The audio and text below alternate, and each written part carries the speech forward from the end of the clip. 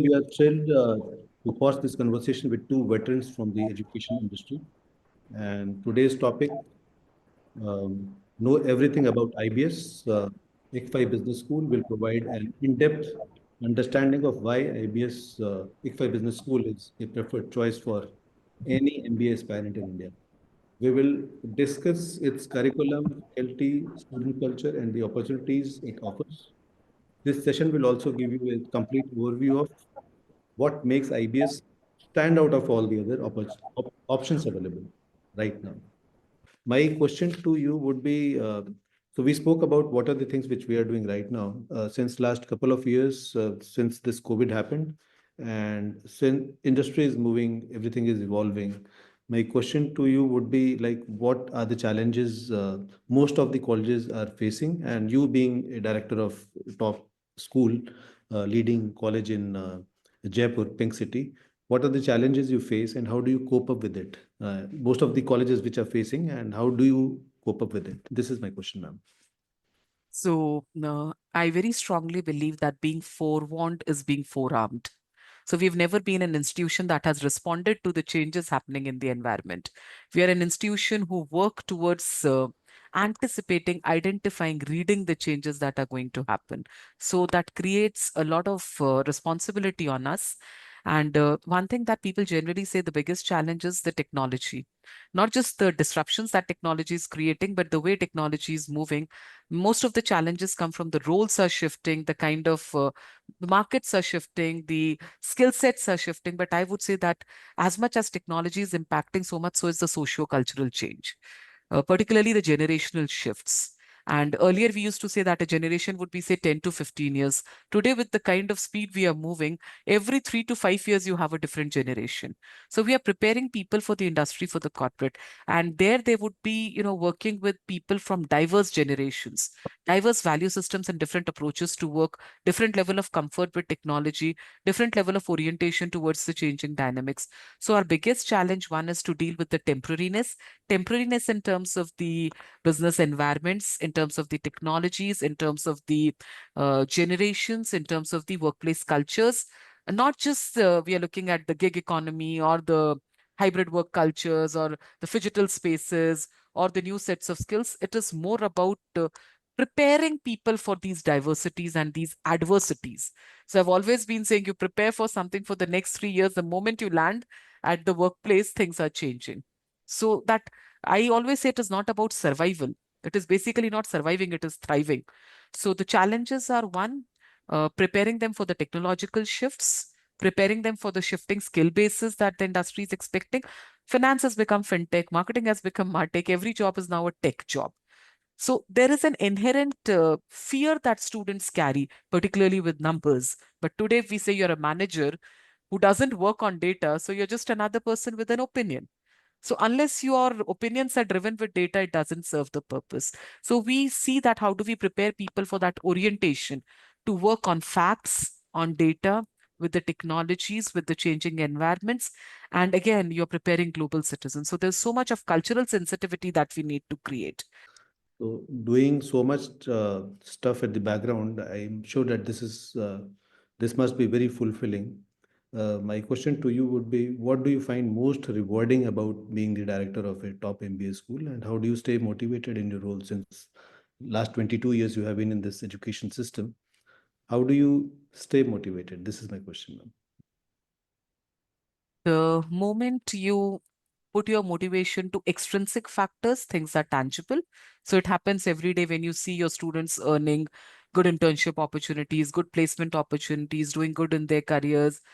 But when it comes to motivation being more of an intrinsic concept, it is more about connecting with the students, interacting with them, addressing their aspirations, their uh, apprehensions as well, their joys, their fears, their ambitions. So my motivation predominantly comes from my interaction with the stakeholders. That includes the corporate partners, that includes my colleagues, but predominantly the students. When we talk to them, when we try to understand about them, their expectations, their challenges, their strengths, their weaknesses, and then we, design those specific interventions to address. So we would always work a lot on students understanding, now this is the student's strength, we need to prepare him accordingly. These are the sectors that he or she is good for. So every time when we make some specific efforts for the students and we see the results happening, and we see that satisfaction on the faces of the students, that is the biggest motivation. But that implies that there has to be a huge mentorship contrivance where a lot of people come together, the faculty members, the administrative staff, the soft skills trainers, the alumni, the corporate mentors. And together we see that, yes, we are working for a purpose, we are working for a cause. And then definitely there is a lot of tangible that goes in our training programs, our academic program, the certifications that we offer, the learning opportunities that we bring, the corporate interface that we provide to our students. So, motivation is when we are able to bring all the stakeholders together and we find that everybody is in this process, you know, their interests are duly addressed and taken care of. Thank you, ma'am, for the answer. And again, it was very deep. So you spoke about tech integration earlier in the answer. We would like to understand how is innovation integrated into campus life and extracurricular activities at IBS. I know this happens in all the IBS campuses across the country. I would like to know that how do you encourage and student support-led initiatives or startups in your campus at Jaipur? Be it Jaipur or any of the IBS campuses, the basic mantra is collaboration. You may be an expert in something. You would capitalize on your expertise, but I always believe borrow on the credibility of your partners also and build on the same. So, when it comes to developing the students, the first thing is we believe in empowerment, enablement, and enrichment. So, the way our student clubs are operated, every campus we have some 20 to 35, 40 different clubs. They are domain based clubs, they are clubs that are related to entrepreneurship, they are clubs that are related to social responsibility, there are clubs that are related to technology. There are clubs that are related to different other interests also, be it photography or performing arts or visual arts or designing. And then clubs that are related to specifically management education and different domains. So students are the drivers of these clubs. So within these clubs, they would also have corporate mentors. They would have faculty mentors. And across the year, the activities continue. So it would be conclaves, conferences, seminars, competitions, hackathons, a lot of other things. And we also see that every campus we have an entrepreneurial cell, and they are mentored by the right set of entrepreneurs, the startup mentors, and it is not always just the people who have success stories to share. It is also those people who would come with those learnings that certain things are to be avoided. I often say it on a lighter vein that sab cheez ठोकर खा के सीखना जरूरी नहीं है. There's a lot of wisdom that comes from people who have already experienced it. And then we collaborate a lot with our corporate partners. So be it EY, be it KPMG, be it HCL, all these corporate partners, they are coming up with a lot of competency building programs. Like we have Bloomberg terminals, the Bloomberg labs at 3 main campuses, and an access to all students from all 9 campuses. So our students have this opportunity to take it from the best of the trainers and the best of arrangements. So Bloomberg terminals allows them an access to learn all these financial tools, the data analytics tools. We offer a lot of certifications that doesn't come only from the campus. We collaborate with our corporate partners. The lead trainers would come from the corporate. So we come together and see that learning happens through a close collaboration. So all these certifications, the competency building programs, the workshops that we do, and then we ensure that every semester we prepare a very comprehensive list of certifications or particular skill badges that the students have to earn or go through, and those life projects, and then 3.5 months of summer internship. So we would see that the right set of knowledge happens through these interventions or programs. The right set of corporate exposure puts them through these experiences and insights, and then we put them on field. So there's a lot of experiential learning, and mostly it happens through the first thing that we are, I mean, IBS is known to be a champion in case studies. So that is where we, anchor all our strength. Definitely, the way we've been treating case studies have evolved over the years. Earlier, it was a case discussion. Then we tried to bring in a lot of innovation through the discussion, the action learning kind of thing. Then we started coming through video cases. We've now started adopting AI in case teaching. So the way we have brought cases for experiential learning, the corporate partnership, but most of it, we see that it is driven by students, mostly the student clubs at all the campuses.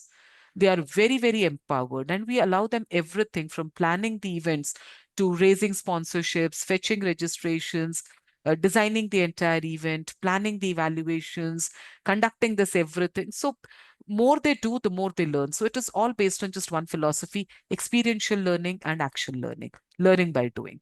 And we focus a lot on peer learning. So, that's how we enable the students or empower them, as you said. Right, ma'am. Maybe Learning by a doing. point to add here is a case study at IBS, the Case Research Center, is only second to Harvard in the world as far as case repositories are concerned. So that is one of the achievements here. I'm sure most of the B schools in the country are reading cases developed by the Case Research Center of IBS. That is we take pride in that.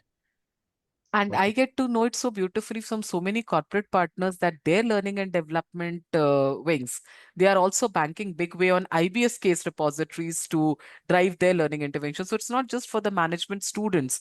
I mean, the leaders, the executives, and the top management at different organizations across the globe are also banking their, training and development programs driven through IBS case studies.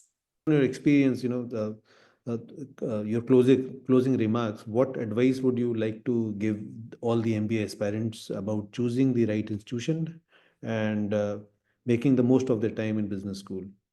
Shweta ma'am, Jatin Tandon said, both of you can give your remarks, and I think we are good to go after this answer. So I trust there has to be, as I said, an informed decision is a confident decision. When you say informed decision, there is specific set of information that you need to explore.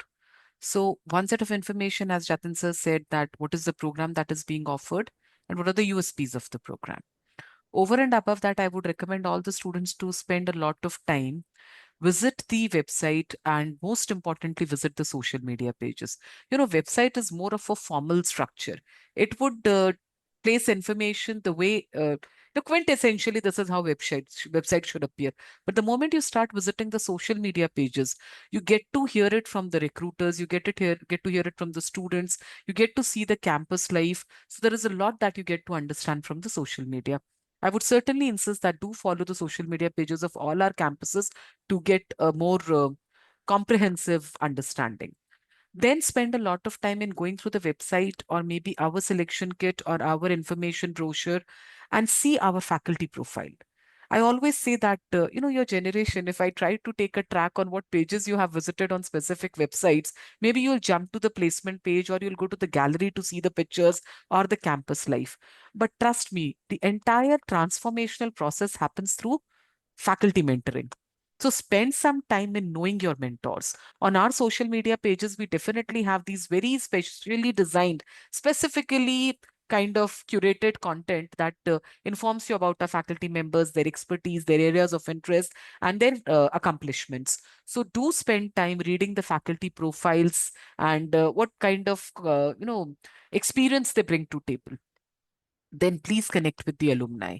So, a B school student, when you take an informed decision, you should have five things to do. First, know more about the program, the academic program. So, read about the program structure, read about the specializations or the elective courses they are offering, read about the co-scholastic learnings in terms of the certifications or the competency building programs. Second, read about the academic talent, that is the faculty pool.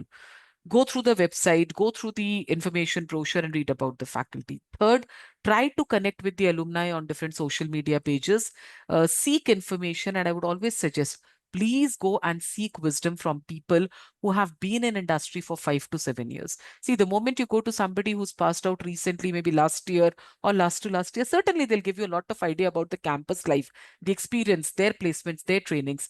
But somebody who spent 5, 7, 10, 15, 20, 25 years in the industry that IBS alumni have, they will bring a lot of insights that will help you take more informed decision. So connect with the alumni, connect with our information team, and beat any institution that you wish to apply for. Connect with the right set of information sharing. I would say representatives. I would not call them agents.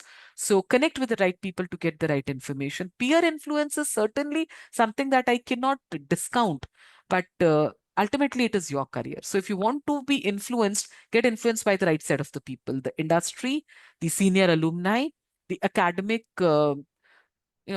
representatives of a particular institution. And more and more, if you look into placements, also please look into the details or breakup of placements, the kind of recruiters, the kind of roles, the kind of profiles. It's not just about money or a package.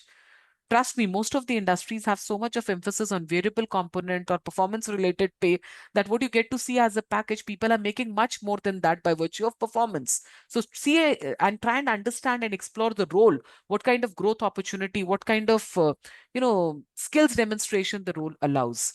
So I would suggest follow the social media pages of all good institutions and all 9 IBS campuses for sure, and connect with the right set of alumni, and also make a proper research on the academic profile or the curriculum, the content, the specializations, and the faculty pool. Thank you, ma'am. I think all the valid points you have made. I will give a different perspective to the students with the closing remarks. What if not analysis is necessary at every level. I and Mr. Rakesh Rai and Dr. Shweta Jain would foresee you sitting in IIM Ahmedabad probably 5 months from now. Your CAT is over. Your NMAT is ongoing. SNAP is tomorrow. All the best for all the people who are taking the first set of SNAP. IPSAT will be in the coming couple of weeks. There is always a what if not analysis. If I am getting a good score as of now after seeing the answer key of CAT, and I've started eliminating other choices, this is not the wise decision you're going to make. It is only a score which has come, obviously the percentile and the kind of competitions which are going to rise. Collect the offer letters in the month of March. For that, travel to as many number of selection processes from where you get a selection call, and only eliminate in the month of March. Then only you are going to get the best choice, which is matching your commitment, your overall performance, and the availability. But if For the all the time that you have spent with us. Thank you, ma'am. And to the students, before we go, you should know we have a separate team of counselors to guide you about various tests, colleges, and applications. Feel free to get in touch with us. We would be really happy to provide you any kind of guidance you require. Thank you, ma'am, and thank you, sir, for Thank you sparing so time for our much. students. Thank you once again. We see it as a strengthening of our long-term relationship that we have, and not only with IBS, with all the students watching this. Thank you so much. thank Our you. best wishes to all the students.